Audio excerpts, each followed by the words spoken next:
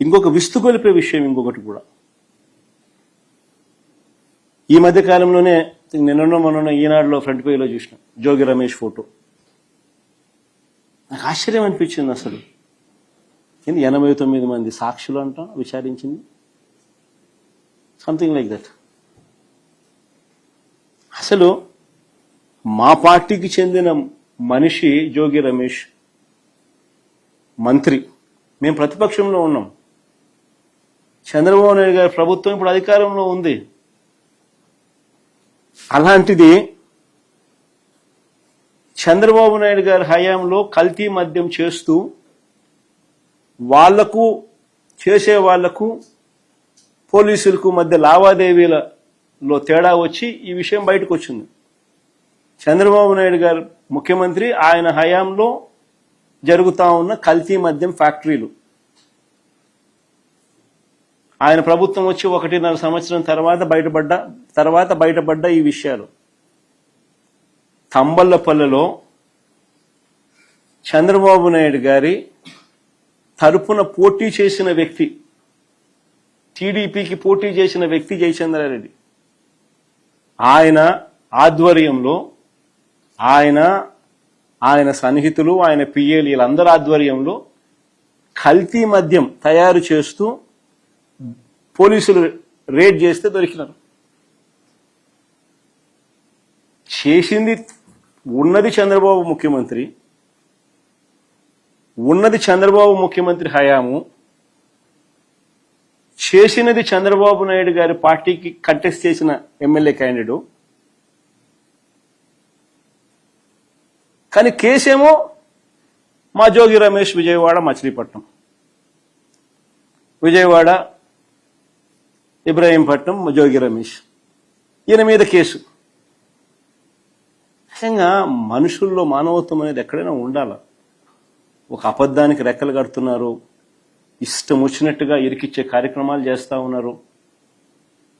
83 రోజులు జోగి రమేష్ను బీసీ నాయకుడని కూడా చూడకుండా జైల్లో పెట్టినారు ఈ తప్పుడు కేసులో. 83 రోజుల తర్వాత ఆయన బయటకు వస్తే, బెయిల్ మీద బయటకు వస్తే, ఇంటి మీద యాసిడ్ బాటిల్స్తో దాడి చేయించినారు. యాసిడ్ బాటిల్స్తో. నేను ఆ ఇంటికి కూడా పోయి యాసిడ్ బాటిల్స్తో జరిగిన దాడిలో ఇండ్లు ఏ రకంగా కాలింది, యాసిడ్ మరకలతో సహా చూపించిన. యాసిడ్ బాటిల్స్తో దాడి చేసిన తెలుగుదేశం వాళ్ళను స్టేషన్ బెయిల్ ఇచ్చి పంపించినారు. పోలీసుల సమక్షంలో జరిగింది ఇది.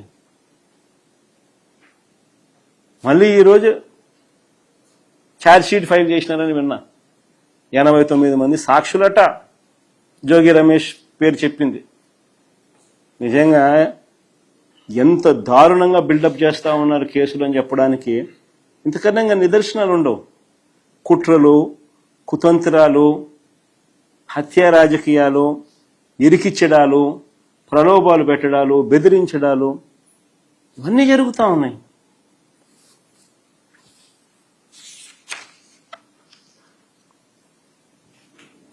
ఈరోజు నిజంగా రాష్ట్రంలో ఏం జరుగుతా ఉంది తెలుసా?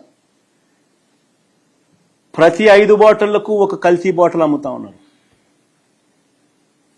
రాష్ట్రానికి రావాల్సిన ఆదాయం పెరగడంలా.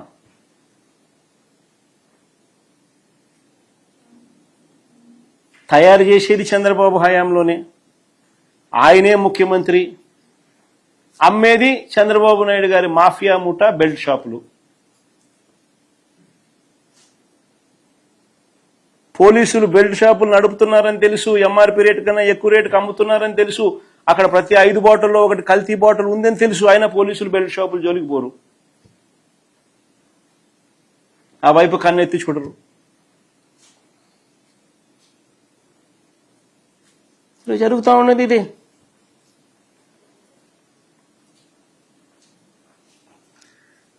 ఇంకొక ఇన్సిడెంట్, గుంటూరు జిల్లా పొన్నూరు నియోజకవర్గం. ఇది నిజంగా చాలా దారుణమైన ఘటన. ఇంకొకటి ఈ మధ్యకాలంలో మన కళ్ళు ఎదుటే జరుగుతూ ఉంది. భావి సమాజం మొత్తం దీన్నంతా కూడా నిజంగా ఖండించాల్సిన అవసరం ఉన్న అంశం. పొన్నూరు నియోజకవర్గంలో మామిళ్లపల్లెలో కాపు సామాజిక వర్గానికి చెందిన 5 చిన్న రైతులు తాము పండించిన పంటకు, మొక్కజొన్న పంటకు రేటు లేదని ఎంఎస్పి చూస్తే 2400, కొనేవాడు చూస్తే 1600, 1400 రేటుకు కొనేదాన్ని అడుగుతున్నాడు. రేటు లేక వాళ్ళ గోడౌన్లో, చిన్న గోడౌన్, అదే సైజు కూడా, గోడౌన్ సైజు కూడా ఎవరైనా చూస్తే ఆశ్చర్యపోతారు, చిన్నది. ఆ 5 మంది రైతులు వాళ్ళ ఊర్లో, అది వాళ్ళ ఊర్లోనే, వాళ్ళ గోడౌన్లో వాళ్ళు పెట్టుకున్నారు రేట్ లేక. అది మా అంబటి మురళి ఇంటి పక్కన. ఆల్రెడీ ఆయన్ని అదే ఊరు, ఆయన కాపు సామాజిక వర్గమే. తప్పు ఎక్కడ జరిగిందని అనేదానికి అవకాశమే లేదు ఎక్కడ. అక్కడ స్థానిక ఎమ్మెల్యే చంద్రబాబు నాయుడు గారు పోలీసులను పంపుతారు, గోడౌన్ మీద రేడ్ చేయిస్తారు, ఆ గోడౌన్ మురళీదని చెప్పి అబాండాలు అబద్ధాలు చెప్తారు. ఆ గోడౌన్లో చివరికి వైఎస్ఆర్సీపీ జెండాలు కూడా ఇల్లే తీసుకొని పోతారు. అవి కూడా వీడియోలో దొరుకుతాయి. ఇల్లే వైఎస్ఆర్సీపీ సంబంధించిన కండువాలు, ఇటువంటి జెండాలు ఇల్లే పెడతా ఉన్నారు.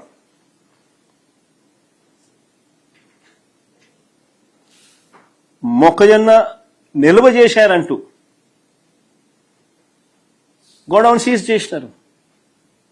నాకు ఆశ్చర్యం అనిపిస్తుంది. సీజ్ చేయడం ఏంది స్వామి? రేటు లేక పెట్టుకున్నారాడా? నువ్వు రేటు ఇచ్చి తీసుకుంటావేమో, బంగారంగా తీసుకోరాదు, వాళ్ళు అదే అడుగుతా అన్నారు.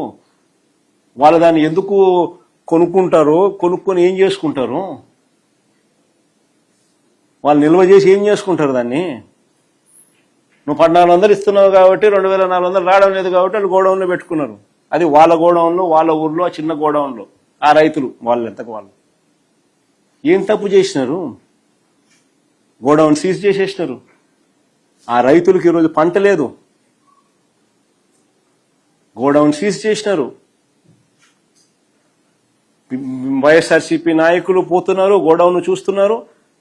వెళ్తే ఆడోళ్ళు, అక్కడ కాపు సామాజిక వర్గానికి సంబంధించిన ఆడోళ్ళు, ఆ రైతన్నలు వచ్చి విషయాలని చెప్తా ఉంటే వాళ్ళను పోలీసులు ఏకంగా తాడుతో కట్టేస్తున్నారు. అసలు సోషల్ మీడియాలో చూస్తే జంగల్ రాజు కాకపోతే ఏంది స్వామి ఇది?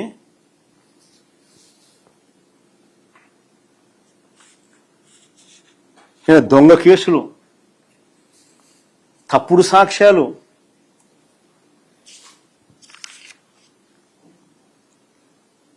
నిజంగా ఎంతటి దారుణమైన పరిస్థితులు ఉన్నాయంటే ప్రజలు తమ అభిప్రాయాలను కూడా స్వేచ్ఛగా చెప్పే పరిస్థితి కూడా ఈ రాష్ట్రంలో లేదు.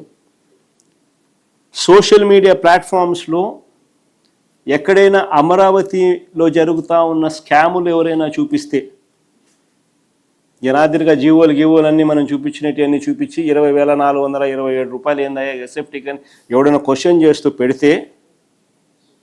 పెట్టినా, లేకపోతే ఇందాపూర్ హెరిటేజ్కు సంబంధాల మీద ఎవరైనా సోషల్ మీడియాలో రాసిన, ఇందాపూరు హెరిటేజు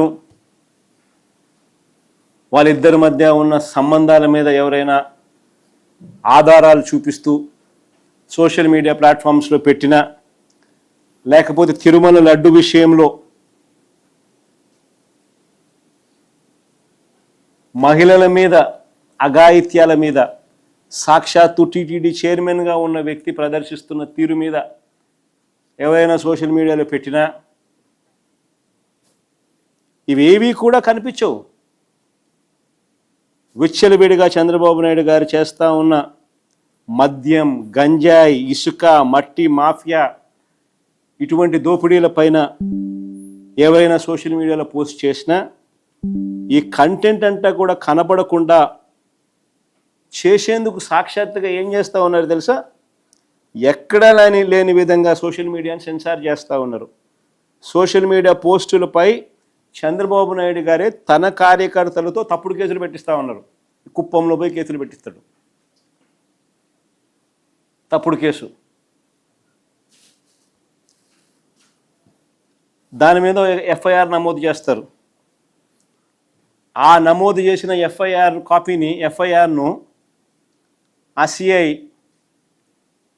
ట్విట్టర్కు, యూట్యూబ్కు, ఫేస్బుక్కు, ఇన్స్టాకు ఇలాంటి వారి హెడ్ క్వార్టర్స్కు పంపిస్తాడు. ఆ ఎఫ్ఐఆర్ పెట్టి డిలీట్ చేయమని. సిఐ రాసిన లేఖ, ఒక ఇన్స్పెక్టర్ ఆఫ్ పోలీస్, ఒక సిఐ రాసిన లేఖ శాన్ ఫ్రాన్సిస్కోకు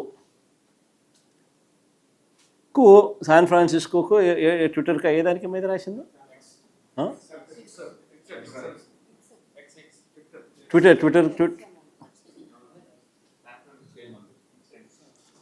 ఎక్స్లో తాను పెట్టిన, ట్విట్టర్కు తాను పెట్టిన రాసిన లేఖ. ఆ లేఖ ఒకసారి సారాంశం ఒకసారి చదివితే, ఆ లేఖలో ఆయన రాసిన ఆయన చదివితే ఏమంటాడు?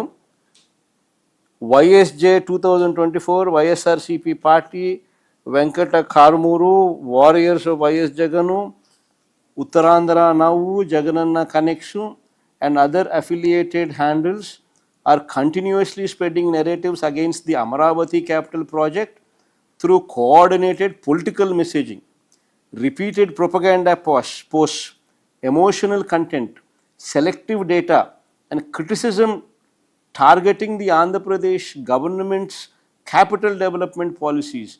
These accounts frequently portray Amaravati as a financially dangerous, regionally biased, environmentally unstable, and beneficial only to a particular section. అని ఈ మాదిరిగా రాసి పంపిస్తూ ఉన్నారు పోలీసులు. నిజంగా ఎక్కడా లేని విధంగా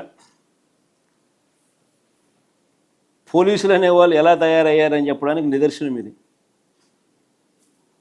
రాష్ట్రంలో ఎక్కడ చూసినా కూడా పోలీస్ డ్యూటీ కనిపించదు. రాష్ట్రంలో ఏ కాలేజీ చూసినా ఈరోజు గంజాయి కనిపిస్తుంది. విచ్చలవిడిగా కాలేజీల్లో గంజాయి అమ్ముతూ ఉన్నారు, డ్రగ్స్ అమ్ముతూ ఉన్నారు ఎక్కడ చూసినా కూడా. కానీ పోలీసులు కనపడరు దాన్ని కట్టడి చేస్తూ. ప్రతి 5 లిక్కర్ బాటిళ్లలో ఒకటి నకిలీ, కల్తీ బాటిల్. అయినా ఏ పోలీసు బెల్ట్ షాప్ దగ్గరికి పోడు.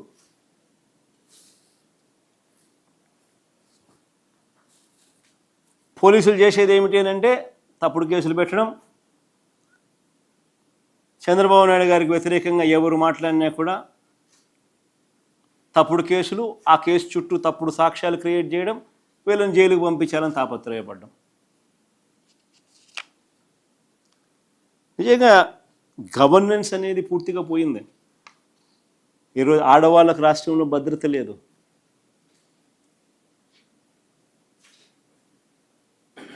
పోలీస్ బేసిక్ రెస్పాన్సిబిలిటీస్ అన్నీ కూడా ఎప్పుడో మర్చిపోయిన పరిస్థితులు. మా హయాంలో దిశ అని తీసుకొచ్చి ఏ తల్లికైనా కూడా, ఏ పాపకైనా కూడా, ఏ అట్రాసిటీ జరిగినా కూడా ఫోన్ చేస్తే 10 నిమిషాల్లో పోలీసు పోయేటోడు. వెంటనే ఫోన్ వచ్చేది, ఏమైందమ్మా అని. గ్రామ స్థాయిలోనే, గ్రామ సచివాలయంలోనే పోలీస్ కానిస్టేబుల్, మహిళా పోలీస్ వెంటనే రెస్పాండ్ అయ్యేవాళ్ళు, జరక్క మునిపే ఆపేవాళ్ళు. ఈరోజు ఎవడు పట్టించుకునేటోడు లేడు.